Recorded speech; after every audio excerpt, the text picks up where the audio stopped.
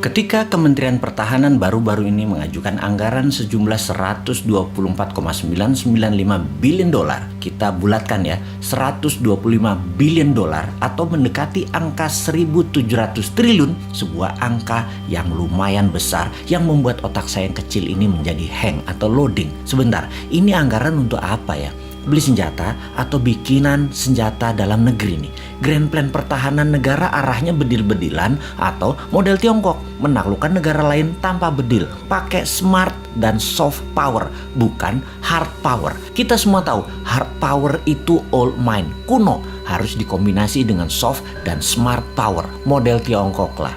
Beli pejabat negara lain, kasih pocket money, kasih pinjaman lunak, dibangunkan apapun yang sifatnya jangka panjang dan seakan penting di negara tersebut. Misalnya nih ya, negara tetangga kita banyak tuh pejabatnya yang kena strategi smart powernya Tiongkok. Rakyatnya kemudian dinina-bobokkan dengan narasi. Dan untuk negara kita yang pejabatnya NKRI garis lucu semua, hanya ketawain negara tetangga itu. Seru ngelihatnya. Bener deh, kasihan anak cucu negara tetangga itu nantinya ketika tidak ada narasi yang bisa dibangun untuk bisa menahan kebenaran kelak. Kembali ke anggaran maha besar. Ketika kita mengetahui bahwa anggaran militer itu ternyata pakai hutangan, ini membuat lemes generasi new mind. Lah nanti yang bayar siapa? Ini multi years loh nyicil hutangannya. Bener deh, ini harus dipertanyakan bukan hanya Qovadis Departemen Pertahanan, juga pertanyakan mau bangun militer 1.700 triliun dengan ngutang segede APBN Indonesia dalam 1 tahun itu,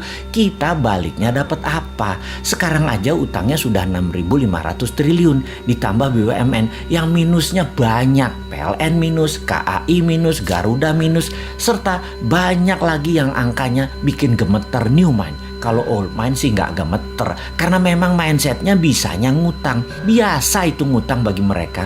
Oke, kita yang bodoh ini mau nanya, ini arah militer Indonesia mau kemana ya? Kita tanya, anggap semuanya buat beli alat utama sistem pertahanan, alutsista. Ini kita mau defense, mau bertahan atas serangan dari negara mana? Apa bentuk serangannya mereka emangnya? Sehingga beli penangkisnya apa? Oh oke, kita mungkin mau menyerang. Mau menyerang siapa? Wilayah mana yang mau diserang? Yang mau ditaklukkan? Papua Nugini, Pasifik Selatan, Australia, atau Malaysia, atau kemana? Tiongkok mungkin kita mau taklukkan. Pakai apa penaklukannya? Apa yang didapat dari serangan keluar tersebut? Misalnya mau menaklukkan Tiongkok, kita mau ambil hartanya Tiongkok, mau ambil cewek Tiongkok, atau mau ambil Malaysia supaya kontrol Selat Malaka 100%. Mau kemana kira-kira bos?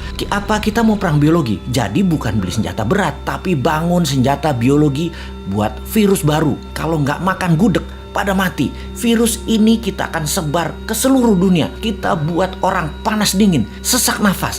Tapi begitu makan gudeg, sembuh. Kita siapkan gudegnya.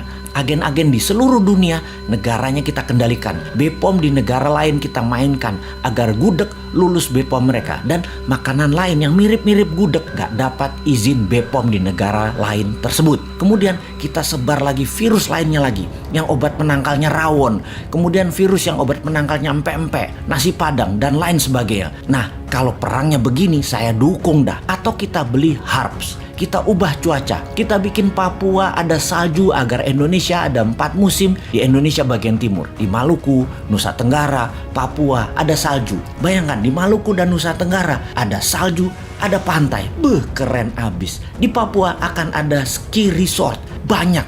Kayak di Swiss, gila nih Indonesia kerennya. Sementara di Indonesia bagian barat dan tengah seperti biasa, hanya 2 musim. Lupa, ada musim pilkada sama pilpres ya, sama musim duren. Maaf nggak kehitung. Tapi ini tapi loh ya, saya ini yang bodoh ngaku pinter Nan Sontoloyo selalu curiga kalau ada anggaran multi years sampai jabatan selesai masih ada kewajiban yang ditanggung renteng. Maksudnya begini, di akhir masa jabatan presiden sebelum ini ada juga lembaga yang last minute kira-kira 2 tahunan terakhir masa jabatan beli alat-alat multi years sampai 10 tahun ke depan. Sehingga pejabat di presiden baru Pak Jokowi periode 1 departemen itu anggarannya hanya untuk membayari utangan dari kebijakan multi years pejabat sebelumnya. Bahkan sampai sekarang masih nyicil sehingga departemen itu kering sekarang.